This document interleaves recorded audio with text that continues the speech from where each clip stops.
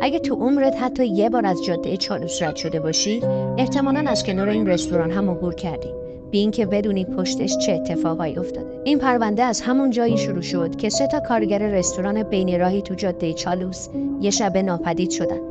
نه خبری، نه ردی.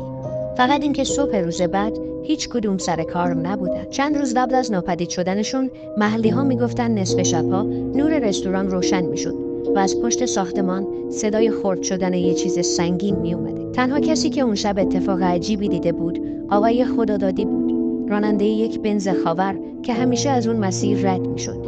اون میگه نور رستوران هی قطع و وصل میشد، انگار یکی داشت با فیوز بازی میکرد. چند روز بعد یک شب بارونی 4 دانشجو از تهران تصمیم میگیرن همونجا غذا بخورن. در رستوران باز بوده، چراغ‌ها کمجون و این آخرین باریه که کسی اونا رو دیده. هفته‌ها میگذره تا اینکه چند تا از محلی‌ها بوی تعفن خیلی سنگینی رو از پشت رستوران حس میکنن. بویی که هر ساعت بدتر میشده. وقتی پلیس میرسه، در پشتین نیمه باز بوده.